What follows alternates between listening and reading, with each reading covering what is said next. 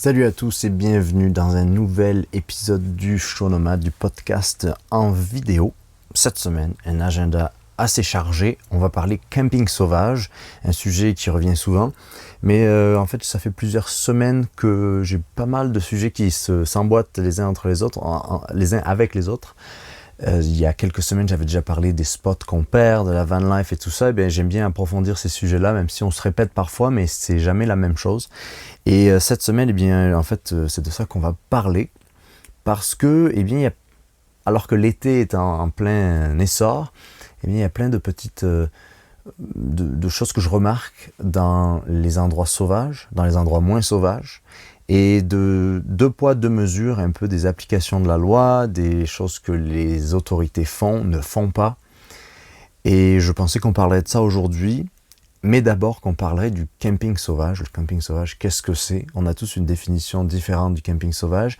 Ici, avec la van life, on parle beaucoup de boondocking. Une fois, on m'a demandé c'est quoi le boondocking? C'est le boondocking. Le boondocking, c'est s'installer sur des terres de la couronne ou des terres publiques ou des endroits publics. Donc, pas nécessairement des endroits où on a le droit en tant que tel, mais des endroits où il y a des zones un peu grises où on peut rester en toute autonomie sans être branché quelque part, mais ça peut être aussi chez soi, ça peut être aussi chez quelqu'un qui nous autorise. C'est vraiment assez loose comme terme, le boondocking, et c'est un peu l'équivalent du camping sauvage.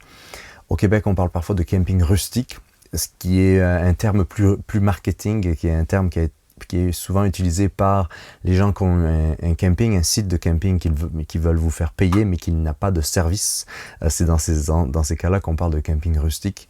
J'aime bien le côté camping sauvage, parce que dans le mot sauvage, il y a cette idée qu'on n'est pas dans des régulations, qu'il n'y a personne qui nous dit qu'est-ce qu'on a le droit ou pas le droit de faire, du temps qu'on est respectueux. Pour moi, c'est la base de tout.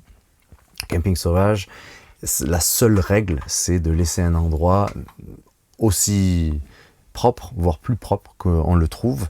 Et malheureusement, c'est pas le cas de la plupart des endroits de camping sauvage, parce que malheureusement, l'humain, quand on lui donne quelque chose de gratuit, dans une société qui l'embrigade de plus en plus, certaines personnes y prennent ça comme une forme d'autorisation à se lâcher lousse. Et je trouve ça parfois un peu dommage, en fait. Alors, le camping sauvage, qu'est-ce que c'est? C'est vous prenez votre tente, vos pieds, vos jambes, vous prenez votre voiture, votre van, votre roulotte, peu importe, vous mettez quelque part et vous êtes sans service, en toute autonomie, et vous restez pour une nuit, 2 nuits, parfois 2 semaines. Parfois, il y en a qui squattent aussi, et on va parler de ça dans ce sujet-là, dans cette vidéo-là. Il y a peut-être des gens qui ne seront pas d'accord avec mes propos. Moi, après beaucoup d'années passées à être nomade, sans domicile fixe, sans maison, sans itinéraire, en itinérance, et vraiment à avoir côtoyé les deux côtés de ce monde nomade, de ce monde d'itinérance, je vais y arriver, à la fois en mode assez précaire, voire proche d'être sans abri, et à la fois en mode assez luxueux, parce que j'ai eu la chance ou l'opportunité, la vie m'a amené à vivre un peu les deux, en fait, à être en mode très très précaire. Bien sûr, je n'ai jamais été à la rue. Cela dit, j'ai pu passer du temps dans des endroits de même, et à la fois, par hasard, on peut se retrouver à des endroits où les gens ont un peu plus d'argent ou quoi, mais ça ne veut pas dire que les uns sont moins respectueux, les autres un peu plus respectueux. Je dirais que parfois ils se rencontrent à un même endroit, ces gens-là. Et c'est ça la beauté aussi du camping sauvage, c'est que c'est chacun pour soi, en fait, et à la fois on partage tous ces lieux-là. Donc il y a des aspects très positifs et des aspects qui sont plus difficiles, parce que d'ailleurs je vais vous partager mon écran comme d'habitude, je n'ai pas commencé à le faire. Je vais enregistrer mon écran ici. Voilà, c'est parti. Alors d'abord, vous l'avez peut-être vu, c'est sur Odyssée. J'ai une chaîne aussi sur Odyssée. C'est l'ami Kangouvan qui a partagé que Ibiza c'était fini, en fait, que là où il passait la plupart de son temps avec beaucoup d'autres nomades, ça fait des décennies limite que Ibiza était une île où il y avait un peu des libertés des deux côtés, une liberté à la fois très hippie et à la fois très riche. Hein. On a toujours tous entendu les fêtes de Ibiza et tout ça. Et c'est ce mélange-là qui est très intéressant parce qu'on peut le retrouver, ce mélange-là aussi, par exemple, sur la côte basque. On peut le retrouver sur la côte pacifique, sur l'île de Vancouver. Et aujourd'hui, on réalise que de plus en plus, la plupart de ces endroits, en fait, ils perdent leur charme par le biais de certaines régulations et d'interdictions de stationner qui sont à la fois dues à l'abus de certains sites, mais aussi à l'abus des autorités qui souvent eh bien, veulent pour plaire aux gens un peu trop confortables, qui parce qu'ils pensent qu'ils ont de l'argent, qu'ils ont du pouvoir, peuvent faire la loi et surtout veulent éradiquer de la face de la Terre les pecnos, les marginaux, les gens qui vivent différemment, qui ont trouvé une manière de vivre et qui se sont adaptés à cette société qui est extrêmement prenante et extrêmement, extrêmement clivante et aussi qui nous tient et qui parfois nous empêche de vivre. Certaines personnes ont réussi à trouver un moyen de vivre. Nous, les nomades par exemple, on a trouvé un moyen de vivre à la fois de manière très riche, mais à la fois de manière très simple. Et c'est cette richesse-là, comme je trouve, les vraies richesses, comme je dis souvent, c'est vraiment la base de tout. Et donc l'ami Kangouvan qui fait ses vidéos sur Odyssée, il s'est trouvé fort dépourvu lorsque les restrictions à Ibiza furent venues. Et on va voir ce petit extrait de sa vidéo intitulée « Ibiza, c'est fini pour la van life ». Et je dis c'était parce qu'aujourd'hui Ibiza c'est fini, hein. C'est fini. Ibiza c'est plus ce que c'était en cette année 2024. Ça a beaucoup changé, hein. Et ça a beaucoup changé. Pourquoi ? Parce que quand on vient avec son van, son fourgon aménagé, et ne parlons même pas des camping-cars, on ne peut plus stationner nulle part. Ils ont fermé tous les parkings gratuits. Tous les parkings autrefois gratuits sont devenus payants. Ils mettent des barrières de péage, ou alors ils ont été rachetés par des hôtels réservés à la clientèle de l'hôtel. Et pire que ça, même, ils ferment maintenant, ils en viennent à fermer les chemins d'accès à des endroits comme celui-là. Donc voilà, c'est un de ces témoignages en fait qu'on en voit de plus en plus. Moi, j'en ai partagé pas mal de ces sites-là, de ces endroits-là. Il y a beaucoup d'autres youtubeurs qui découvrent ça. À la fois, certains youtubeurs en sont la cause, hein, et parce que la van life est devenue tellement à la mode que ça a attiré certaines personnes et on le réalise pas ça parfois. Même vous, si vous n'êtes pas un micro-influenceur, si vous n'êtes pas un youtubeur ou peu importe ce que vous êtes un influenceur sans le savoir, tous les gens qui, dès que vous partagez un lieu, et j'en vois tellement des gens qui partagent des lieux, et dès que je vois ces lieux sur les réseaux sociaux, je me dis, oh mon Dieu, mais ils mettent l'adresse, ils mettent les coordonnées, ils mettent ce qu'on peut y faire, alors que la beauté de notre nature, de notre territoire, peu importe où on se trouve, que ce soit en France ou dans la Colombie-Britannique, au milieu du Canada, je ne sais où, eh bien, ces endroits-là, il faut les protéger. C'est parce que c'est pas en faisant la promotion pour faire sa propre promotion, parce que c'est ça que je vois beaucoup, c'est des gens qui font leur propre promotion à des endroits en utilisant ces endroits pour dire « Regardez comment je suis cool, je suis à cet endroit-là ». Ils ne réalisent pas qu'en fait, ils mettent sur la map des endroits qui bénéficieraient à rester un peu plus discrets, parce que parfois, il y a certains endroits qui n'existent que parce qu'ils sont soit difficiles d'accès, soit peu connus de la plupart des gens. Et c'est une des réalités. Voilà, c'est un peu le fait qu'on est de plus en plus nombreux à vouloir un certain style de vie, etc. Même si je crois, et ce sera le sujet d'un autre podcast, il va y avoir ou c'est déjà en train d'arriver, une immense correction de beaucoup de gens qui vivaient ce mode-là, de beaucoup de gens qui voulaient être sur les réseaux sociaux et tout ça, et de plus en plus ça va disparaître ça, et donc il y a beaucoup d'endroits qui vont redevenir un peu normaux. Cela dit, le plus on construit des routes, le plus on construit des endroits où on fait la publicité d'endroits, le plus eh bien, ces endroits vont devenir pactés de monde, et la moyenne humaine fait que il n'y a pas que des gens respectueux ou juste des gens qui sont éduqués, parce que c'est pas que des gens là. J'ai fait cette expérience-là plusieurs fois. J'ai eu des campeurs vraiment mal éduqués plusieurs fois qui ont campé juste à côté de moi, comme s'ils étaient tout seuls en fait, vraiment, mais je réalisais qu'ils le faisaient même pas exprès en fait. Ça m'est arrivé plusieurs fois.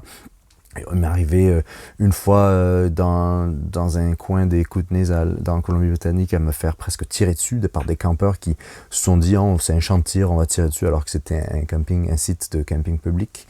Il m'est arrivé une autre fois des campeurs sur un autre site public qui se sont mis mais adossé à mon campeur, juste contre mon campeur, et commençait à faire un feu de camp, un feu de joie, alors que les feux étaient, il y avait une interdiction de feu de camp pendant ce mois-là, parce que évidemment, moi je vis dans une région où il y a beaucoup de feux de forêt, et ils se sont mis juste à côté, et j'ai partagé beaucoup de ces vidéos pour ceux qui me suivent depuis toutes ces années-là, et c'est assez intéressant en fait de voir que, eh bien, il y a certaines personnes, c'est pas leur faute limite, c'est vraiment juste de l'éducation et parfois il faut juste leur dire simplement, pas s'énerver, mais ça reste que le camping sauvage, c'est de plus en plus quelque chose qui est un luxe en fait, quand on voit qu'il y a beaucoup d'endroits qu'on a perdus alors qu'on pouvait vivre tranquillement. Et donc un des points que j'avais, c'était où est-ce qu'on peut faire ça, le camping sauvage. J'en ai déjà dit, on peut faire ça n'importe où. Le camping sauvage, c'est pas limité à, ça peut être sur un parking d'un centre d'achat, ça peut être sur un parc régional, adossé sur un stationnement de parc régional, du temps qu'on est respectueux. Et aussi, malheureusement, eh bien, même si parfois on aurait le droit de rester à ces endroits-là, il y a des règlements municipaux dont j'ai déjà parlé, des règlements régionaux et tout ça, qui sont illégaux, mais qui sont appliqués de manière un peu, de manière illégale par souvent la police qui n'a rien d'autre mieux à faire, et qui vont un peu faire du harcèlement aux campeurs parce que eh bien, les résidents n'aiment pas les marginaux. Mais moi, c'est la philosophie du campeur. J'en avais déjà parlé avec l'ami Jerry de Van Life Québec, comment ça s'appelle, j'ai oublié le nom, Québec Vanning. On en avait déjà parlé, on avait fait une vidéo sur les 50 choses à bien faire quand on est van lifer. Eh bien, un des principes, c'est quand on n'est pas accepté à un endroit, c'est aller à un autre endroit. Il y a assez d'endroits pour ça. Cela dit, eh bien, il y a des bons usages et il y a des mauvais usages. Un bon usage, c'est par exemple de ramasser après soi-même. C'est aussi simple que ça. Hein. Vous êtes chez vous, vous voulez pas dormir dans une déchetterie. Eh bien, c'est la même chose quand on va faire du camping sauvage. Se considérer comme être un invité et comme être un bon invité qu'on veut de nouveau inviter. C'est un peu ça le principe de base du bon campeur sauvage. Et d'autres bons usages, c'est quand même être conscient que en tant que nomade, vous représentez toute une communauté et la meilleure manière de représenter cette communauté, c'est de montrer que vos intentions, c'est de ne pas s'étaler trop quand c'est des endroits. Moi, je suis très mal placé pour dire ça parce que moi, justement, je choisis souvent des endroits où j'ai le droit et je peux m'étaler pour faire un campement. Et c'est quelque chose qui n'est pas mal vu, mais à certains endroits, je vais rester très discret, ne pas faire de bruit, ne pas s'étaler, ne pas non plus, montrer qu'on est un peu marginal. Je crois qu'il faut aller parfois avec la petitesse des gens. Des gens normaux, entre guillemets, de la populace, ne pas leur faire peur, en fait. Et c'est comme ça qu'on change un peu les mentalités, c'est ne pas les choquer, mais en apportant juste, parfois une conversation. J'ai eu de nombreuses conversations avec des gens qui, à la base, n'étaient pas très sûrs de mes intentions, de ce que je faisais là, et tout à coup, on se parle et ils réalisent que, on est des gens normaux et on vit comme on vit, et qu'on est de passage, et après, ça amène parfois même des gens qui vont vous inviter chez eux, ou vous stationner chez eux, en toute sécurité, etc. Et la prochaine fois qu'ils verront un nomade, eh bien, il y aura l'opportunité de rencontre, parce qu'il y a eu cette expérience positive. Et moi, je trouve ça très très bien. Après, parfois, il y a des gens qui sont extrêmement xénophobes à tous les niveaux, c'est-à-dire qu'ils ont peur de l'étranger, c'est ça la xénophobie. Et une peur, finalement, on peut rien faire à part juste ne pas la rendre pire. Et c'est là les mauvais usages du camping sauvage, c'est ne pas respecter vraiment les autres, y compris les autres campeurs, parce que on parle des résidents, on parle des gens locaux, mais aussi c'est les autres campeurs, c'est respecter les autres campeurs. Si on fait quelque chose d'un peu différent, leur poser la question, est-ce que ça te dérange si je fais ça? Moi j'ai souvent apprécié des campeurs qui m'ont j'ai été à beaucoup d'endroits notamment un site où j'ai été pendant presque toute une année on and off dans le coin un peu plus loin que là où je suis aujourd'hui dans cette région ici, où il y avait beaucoup de campeurs qui venaient du Québec, qui étaient une partie de le genre de Québécois qui n'est pas vraiment un nomade, qui est nomade temporaire et qui vient là pour faire le party et pour venir faire de la drogue et pour venir essayer de faire de l'argent dans la rue lors de la cerise ici, de la cueillette de fruits dans l'Okanagan en Colombie-Britannique, parce que c'est une de ces industries où il y a une forte main-d'œuvre qui vient du Québec, encore plus quand la main-d'œuvre étrangère n'est plus acceptée. Et malheureusement, il y a beaucoup de gens, et c'est pour ça que pour tous les Québécois qui me regardent, vous n'avez aucune idée de la réputation du Québec dans certains endroits, à cause de ces gens-là, non pas parce que, voilà, on pourrait croire que ce serait à cause des histoires d'indépendance ou je ne sais quoi, non, c'est à cause de ces jeunes souvent drogués qui donnent une image vraiment une image mauvaise du campeur avant tout et des Québécois et c'est assez drôle en fait. J'ignorais qu'il y avait tant de xénophobie en fait à l'encontre des Québécois, mais d'une certaine manière qui est un peu justifiée parce que j'ai pu le voir de mes propres yeux. Je dis Québécois, mais c'était pas que non plus évidemment, de cette populace jeune qui vient et qui qui pense que la nature est une déchetterie. J'ai vu des gens qui ont laissé, par exemple, qu'il y avait une voiture pourrie, genre une minivan pourrie, qui ont laissé leur pare-choc avec les sièges arrière parce que ça leur convenait plus. Alors ils se disent on va les laisser là, quelqu'un d'autre va peut-être les réutiliser, je ne sais pas. C'est vraiment une vision du monde qui est très différente du campeur sauvage qui apprécie la nature et qui réalise son impact. Et donc c'est vraiment ça. Alors si vous regardez cette vidéo, je suis sûr que vous ne faites pas partie de ces gens-là, mais avec ces gens-là, parfois il faut faire un peu preuve d'assertion, d'affirmation, ou parfois juste ramasser après eux et ne pas vraiment leur en vouloir, parce que finalement, enfin moi j'ai vu des jeunes encore une fois, dont je dirais pas, voilà, des jeunes Québécois qui étaient en train de couper des arbres, qui avaient du bois mort de partout pour se faire un immense feu de camp complètement inutile, couper des arbres jeunes, vraiment, mais qui ne sont pas morts, et c'est un autre bon usage du campeur sauvage, c'est utiliser des brindilles de bois et du bois mort pour faire son feu de camp, ne pas couper des arbres inutiles, parce que parfois on ne sait pas par exemple la présence de certains arbres parfois peut être sacré, peut représenter même beaucoup pour juste une personne. C'est pas non plus, quand on n'est pas chez soi, il faut pas agir comme si on était chez soi, même si moi quand je suis dans la nature, j'agis comme si j'étais chez moi, dans le sens où je respecte la nature dans une mesure où j'essaie de limiter l'impact négatif que j'ai, même si à la fois je ne suis pas de ceux qui, un peu les pro-suicide collectif qui pensent que juste parce qu'on est humain, on est nécessairement nocif. Évidemment qu'on va avoir un impact, mais on fait partie de cette nature-là et il faut savoir délimiter, et c'est à vous de mettre cette limite aussi, de vous, qu'est-ce que vous pensez et la bonne chose à faire ou pas. Et il m'est arrivé plusieurs fois aussi de me faire, par exemple, je vais faire la pub de la BD elle est prête, on arrive à la fin, et la BD, ça y est, elle est envoyée à l'impression. Alors si vous n'avez toujours pas votre exemplaire, allez sur ulule.com/BDroadtrip, vous pouvez vous procurer la BD en version électronique, mais aussi en version, c'est ça le principe, en version physique. C'est un très beau livre, la BD Road Trip. Alors ça, c'est les premières épreuves de la BD. Alors je vous ferai une vidéo de présentation, mais donc dans cette BD, à un moment donné, je raconte comment je me suis fait virer d'un endroit, et je parle aussi, deux fois en fait, je me parle de comment je me suis fait virer d'un endroit, et j'explique un peu ma relation à ces endroits dont on se fait exclure, et un peu comment on se sent en fait. Je me suis senti un peu mal plusieurs fois. Et quelle est notre position dans ce monde? Alors pour moi, pourquoi j'aime le camping sauvage? C'est parce que je ne considère pas qu'il faille payer pour exister. C'est ça ma philosophie. Cela dit, avec cette philosophie-là, évidemment, vient d'autres choses. La philosophie, dans le sens que la philosophie ça ne nous appartient pas. Et ça appartient à tout le monde. Et c'est très important de se rappeler que ça appartient à tout le monde, cette terre-là, et qu'on en est tous les garants, on en est tous les intendants. Et c'est vraiment ça. C'est vraiment ça le plus important à se rappeler, c'est qu'on ne fait que partie de ce monde-là parce qu'on nous y autorise et qu'on est arrivé là, et donc ne pas prendre avantage des choses-là.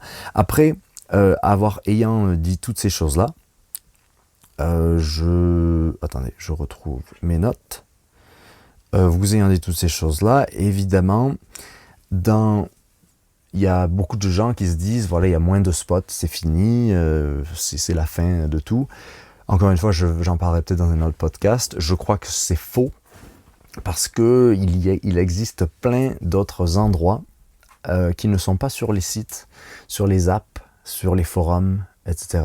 Et c'est ça la beauté du nomadisme, c'est que c'est à vous de vous éclairer et de découvrir ces endroits-là. Et j'aime beaucoup en fait cette idée de soi-même se faire ses propres découvertes, parce que je crois qu'il existe encore pas mal d'endroits reculés où on peut vivre de cette manière-là et faire du camping sauvage ou du bivouac. Le bivouac, je pense, c'est un peu différent. Moi, je parle de camping sauvage parce que le bivouac a une connotation un peu clandestine, ou qu'on a le droit juste de rester de nuit pendant quelques heures. Justement, c'est pas vraiment le genre de camping que moi je fais, même si je sais qu'en itinérance à pied particulièrement, c'est quelque chose qui se fait et qui aide beaucoup les campeurs. Moi, c'est quelque chose qui m'a un peu déçu, c'est quand j'ai appris que beaucoup des grandes randonnées, des sentiers de grande randonnée en Europe, sont aujourd'hui des sentiers de grande randonnée où il faut payer, qui coûtent un bras en fait au final, alors que moi je viens plus de l'école je suis peut-être un peu ancien ou vieille école. Moi, dans ma vision d'une grande randonnée, ça coûte très peu cher en fait, et c'est justement juste nos jambes qui nous permettent d'aller là où on veut. Il faut pas payer juste le gîte tous les soirs ou juste avoir peur d'être clandestin quelque part. Et c'est le cas d'ailleurs, voilà, en France particulièrement, où il faut faire attention. C'est un article, je sais pas, j'ai trouvé le premier article que j'ai trouvé sur un de ces sites parfois un peu inutiles, mais voilà, beaucoup d'amendes sont il y a des réglementations très strictes en fait qui concernent la pratique du camping sauvage, et c'est justement ça qui est assez intéressant de voir qu'il y a beaucoup de zones d'interdiction de camping sauvage en France, par exemple en bord de mer, la voie publique, un site à proximité d'une réserve naturelle, d'un monument historique, d'un point d'eau pour la consommation, etc., qui sont évidemment des choses faites pour protéger l'environnement, mais j'en ai déjà parlé, ce sont aussi des excuses pour un peu pas sacrifier, mais pour préserver des environnements, mais aussi le rendre exclusif à une petite caste de gens, parce que je crois beaucoup que le but dans tout ça de ces interdictions, c'est vraiment la privatisation d'endroits naturels pour les plus aisés, et ça sous l'excuse de la protection de l'environnement. C'est vraiment quelque chose que je réalise de plus en plus. Et ça amène un peu une société où on est tous des castes, un peu où il y a des gens qui ont le droit de rester là parce qu'ils payent, et d'autres gens qui, s'ils sont de passage, qui sont un peu moins vus. Ça a toujours été le cas, évidemment. Cela dit, j'ai beaucoup d'espoir dans le sens où il y a beaucoup d'endroits où on a le droit de rester, et beaucoup d'endroits qui, même si ils ne sont pas sur les sites ou sur les apps et tout ça, il faut faire ses propres recherches soi-même, et comme tout dans tout. Mais ce que je trouve intéressant, c'est qu'il y a vraiment un deux poids deux mesures, parce que par exemple, moi, dans la région où je reste, il y a au Canada en particulier, en fait, et en Amérique du Nord, il y a beaucoup de campements de gens qu'on appelle les transients. Alors aujourd'hui, ok, on va parler un peu, c'est pas politique, mais c'est sociétal, disons. Ce que j'ai remarqué en ayant vécu un peu autour de villes, et dans des endroits que moi je connais, donc je parle pas d'endroits que je ne connais pas, c'est que l'itinérance aujourd'hui, elle n'est plus du tout une itinérance de le sans domicile fixe que vous connaissez, qui est un peu marginal, qui vit comme peut-être vous connaissez vous si vous êtes en Europe ou à certains autres endroits. Le bum en fait, si on veut, est marginal. Aujourd'hui, la transience, pas la transhumance, mais la transience et les sans domicile fixe sont particulièrement à 99% dus à des problèmes de drogue, en particulier d'héroïne, de fentanyl et de toutes ces choses-là, et qui amènent une itinérance, et donc des SDF, des sans domicile fixe, de personnes qui ne sont pas mentalement là. Le problème des sans domicile fixe aujourd'hui, de l'itinérance au Canada, est principalement un problème de drogue, et ça donne vraiment approche politique et des politiques qui est très évidemment politiquement correcte et dont personne veut s'occuper parce que vous voulez pas être la mauvaise personne qui attaque les gens qui sont en détresse. Cela dit, ce qui est assez intéressant, c'est que ces gens-là, parce qu'on leur dit rien, et parce qu'au Canada particulièrement, on est une société, après ça arrive un peu partout, mais une société qui se laisse marcher beaucoup sur les pieds, qui laisse les choses faire et qui grogne dans son coin sans dire ouvertement comment on se sent, à trop faire semblant d'être gentil, en fait ça donne des endroits qui sont complètement occupés et qui sont envahis de tentes qui ensuite créent des feux de forêt. Par exemple ici, cette année, il y a un campement juste sur le bord d'une autoroute dans un endroit qui est protégé, donc de camping sauvage, qui est un campement de personnes en difficulté et qui volent évidemment pour se payer leur drogue, etc. Enfin, moi, encore une fois, aucun jugement, mais c'est la réalité, donc il ne faut pas se voiler face à la réalité. Et donc ça crée beaucoup de problèmes. Il n'y a jamais eu autant d'insécurité ici au Canada, il n'y a jamais eu autant de problèmes de santé mentale et de consommation de drogue de gens qui font constamment des overdoses, et c'est un très grave problème qui est très difficile à aborder. Moi, je l'aborde d'une manière plus réelle, qui est que moi, je partage ces endroits avec d'autres personnes. Il m'est arrivé de m'être fait attaquer par une telle personne, me faire attaquer dans la nuit. J'avais fait une petite vidéo là-dessus, c'était il y a 2 ans déjà, ou 3 ans. Et le problème a empiré en fait, et là on voit, récemment, c'était en juillet dernier, un endroit qui a pris feu et qui borde en fait un écosystème ultra naturel de falaises et de désert aride, et donc un endroit qui a pris feu avec sûrement une mauvaise utilisation d'un produit ou de quelque chose de se faire en train de manger. Quand vous êtes sous un état d'ébriété, si vous consommez de l'alcool, vous savez que vous pouvez faire des erreurs, alors imaginez si vous êtes dans un état d'une substance très dure qui vous fait faire des overdoses tous les jours. Donc évidemment, voilà, c'est des personnes qui ne sont pas en état d'avoir des gestes sains pour eux-mêmes et pour la société et pour la nature. Et donc c'est un campement qui existe depuis 2 ans. Et voilà, qui ont fait brûler une partie de la montagne, et personne ne veut rien faire de la même manière. On en a un autre campement ici juste à côté. Il a fallu qu'il fasse ce feu pour qu'il se fasse fermer. De la même manière, il y a une plage où l'hiver je vais parfois me faire des plongeons de bain froid, et où je me suis fait virer plusieurs fois. On n'a pas le droit, en fait, où on n'a pas le droit de rester en van, et je vois souvent des camping-cars, des vannes et tout ça rester dans ce coin-là, sur ce petit parking-là. Ils ne causent aucun problème, et il y a l'agent de sécurité, ce n'est même pas la police, qui vient et qui les vire. Mais juste à côté de ce stationnement-là, il y a un parc où évidemment il est interdit de camper dans des parcs, mais il y a des tentes de ce campement-là, de ces gens-là, et en fait, eux causent beaucoup de problèmes. Il y a des aiguilles et des seringues qui sont partout dans le parc. Beaucoup d'autres choses, beaucoup de drogues, de choses qui sont en fait aujourd'hui des drogues qui sont complètement, qui peuvent vous tuer avec vraiment rien du tout, qu'il y a beaucoup d'enfants, d'accidents avec des enfants, avec des chiens, etc. Et il n'y a aucune mesure. Mais pour moi, d'un point de vue plus égal à égal, c'est juste intéressant qu'il y a 2 poids 2 mesures, dans le sens où des nomades qui ont un véhicule tout inclus, qui se mettent juste sur un parking, ça c'est interdit. Par contre, des gens qui ont, on ne sait pas quoi faire, les gouvernements ne savent pas quoi faire de ces populations vraiment en détresse. Et en fait, à mes yeux, pourquoi on ne sait pas quoi en faire? C'est parce que commencer à aborder une certaine solution à ces problèmes-là de transience, ces problèmes-là de gens en situation de difficulté, aborder ce problème, c'est avouer déjà qu'il y a un problème, et avouer qu'il y a un problème, c'est trouver que la raison, c'est peut-être, on fait partie du problème. Et quand bien même les gouvernements feraient des bonnes choses, avouer qu'ils sont la raison du problème, c'est pas quelque chose que les gouvernements font, parce que leur but c'est de se faire réélire et d'essayer de paraître bien aux yeux de tous. Donc c'est une situation un peu dommageable et aussi assez injuste pour ceux qui vivent de manière très simple, parce qu'ils ne peuvent pas vivre autrement. Il y a aussi ça, hein. Je sais qu'il y a beaucoup de gens, on est dans l'apologie, beaucoup de certaines personnes, et que d'autres personnes n'auraient pas le droit de vivre ainsi, juste parce que on est moins en difficulté, ça ne nous donne pas le droit de vivre comme on le décide. Moi, c'est une excuse que je ne prends pas, dans le sens où je sais qu'il y a beaucoup de gens qui, par exemple, regarderaient ça et se diraient « Oh, c'est très réac, en fait, de dire que que voilà, ces gens-là, ils n'ont pas le choix, et tout ça. » C'est pas parce qu'on n'a pas le choix, évidemment, que ça nous donne le droit de faire ce qu'on veut.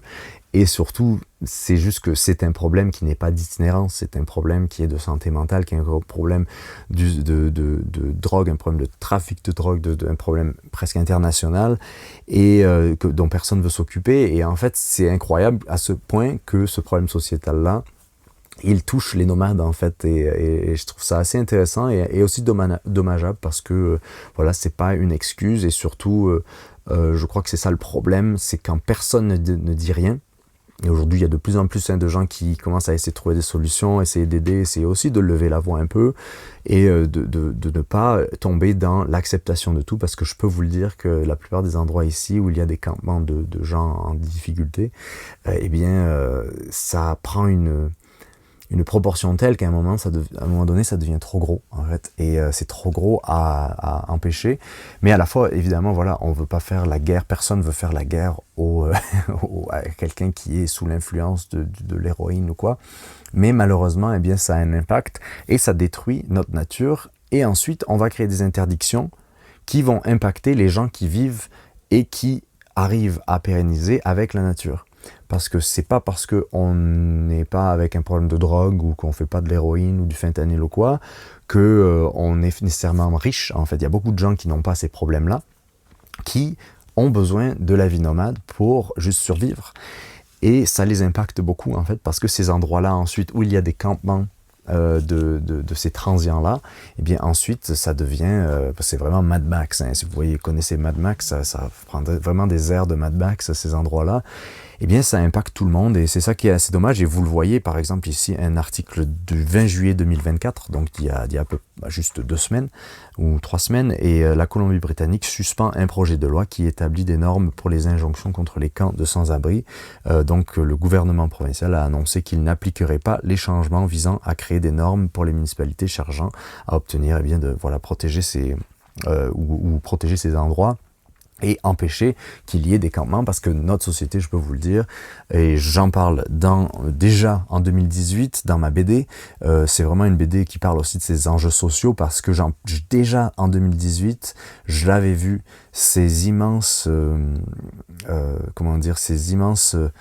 contrastes sociaux, où on avait des gens qui vivaient à la rue dans des tentes, et ces tentes qui prenaient de plus en plus de place dans cette société et dans des villes. Et c'est pour ça que moi aussi je passe beaucoup moins de temps dans les villes, parce que j'ai réalisé à quel point, vous voyez ici, Noémie, elle a fait une belle photo, une belle image.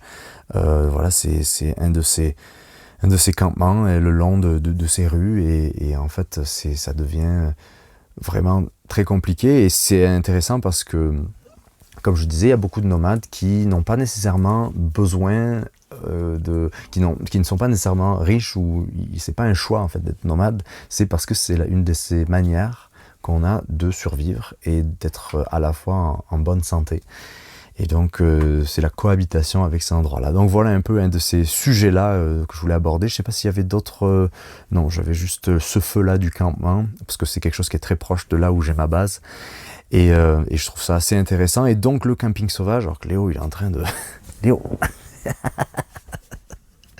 le camping sauvage, c'est notre responsabilité à tous d'en faire quelque chose, peut-être, d'en protéger les endroits naturels, mais aussi de pratiquer ce droit qu'on a de rester à des endroits et de se faire plaisir, et de pérenniser, et de ne pas non plus tomber dans « oh, il n'y a plus de spots » et tout ça. C'est aussi notre responsabilité de trouver des endroits et de faire valoir nos droits d'humain à rester là où on a le droit de rester, mais dans le respect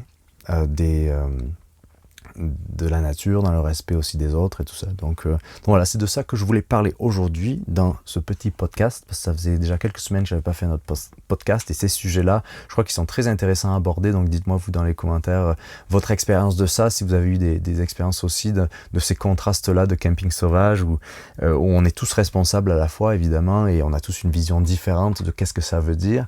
Et moi c'est pour ça que je voulais vous parler un peu de moi, comment je vois ça en ce moment, et de la réalité aussi qui est très intéressante où on a différents types de nomades qui cohabitent et qui partagent le territoire et de quoi ça a l'air en fait. Donc c'est assez intéressant et encore une fois il n'y a pas de jugement, j'ai pas d'opinion pure et dure sur quoi que ce soit, c'est juste un état des faits et c'est ça que j'essaie en général, pareil, de la même manière dans la BD, si ces sujets-là vous intéressent, j'en parle vraiment beaucoup de ces enjeux sociaux dans la BD, en parallèle de la vie nomade en fait, de ces sociétés qui s'entrechoquent. Eh bien, moi j'aime bien faire un état des lieux et ensuite ça permet d'avoir une conversation là-dessus, voilà, parce qu'il n'y a pas d'autre chose qu'on peut faire hormis voir les faits pour ce qu'ils sont. C'est vraiment moi la vision du monde que j'ai, c'est pas nécessairement avoir des grandes idées ou des opinions tranchées sur ça ou ça, mais par contre juste voir quelque chose pour ce qu'il est. Je trouve ça très important. Donc sur ce, portez-vous bien. Je vous dis à la prochaine vidéo avec plein de petits nouveaux arrivés à la caravane.